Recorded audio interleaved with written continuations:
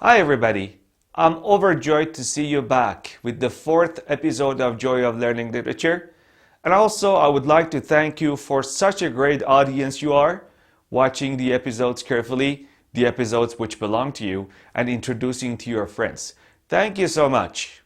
For our episode today, I have chosen a crime story. I think you could have guessed from the cover. Yeah, a crime story. Our chosen story today is The Telltale Heart by Edgar Allan Poe. And as you know, Allan Poe is always famous for his spooky atmosphere in his stories.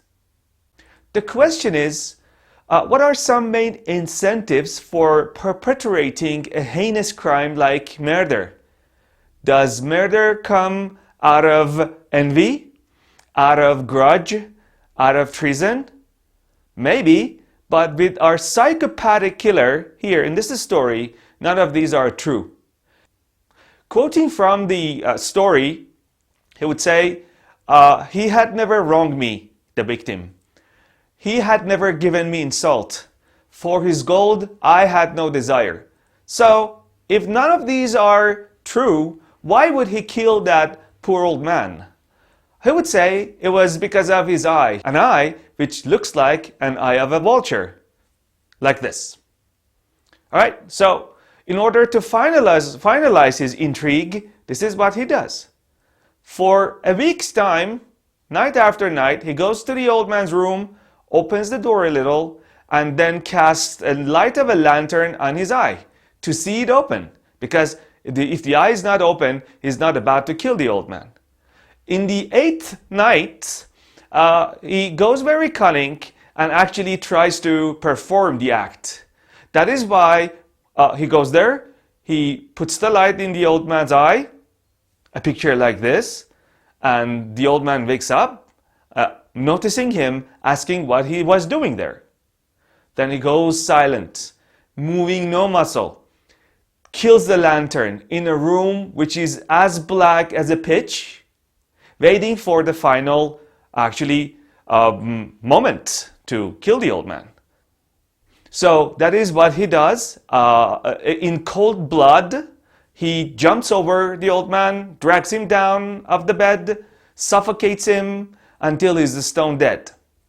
Alright, as you have seen in a lot of crime movies, now this is time to dispose of the corpse, the dead body of the old man. So, sorry to be hearing these things, but he dismembers the old man, cuts the body into pieces, then he conceals it under the planks of the flooring in order to leave no evidence behind. And he does it very, very, very skillfully. Alright, that's it. The crime is over. He's so happy he has done it clean. However, a couple of minutes later, at the door of the house, two policemen show up. Because the neighbors had heard the shriek, they're here to check the house. He shows them around with a lot of tranquility. He's so much relaxed about that. However, he situates them, he stations them in the old man's room, placing his own chair on the exact place he had concealed the body. But this is how things go wrong suddenly. He starts to hear pounding of a heart, heavy pounding of a heart. It's not his heart, it's not the policeman, and it's getting higher and louder and louder. And it actually goes to the stage that he gets this qualm, pain in the conscience out of his felony, his heinous felony he had committed before, goes to the stage that he shouts like this, "Here, here," pointing at the floor. "I killed him. I hid his body here." And that is how he admits the crime, confessing to the police, which alludes to the story title, The Telltale Heart, which is a heart that informs. Thank you so much for being with me today. I know it's a tough transition going from a love story like the previous episode to a crime story with a lot of blood and stuff in this one.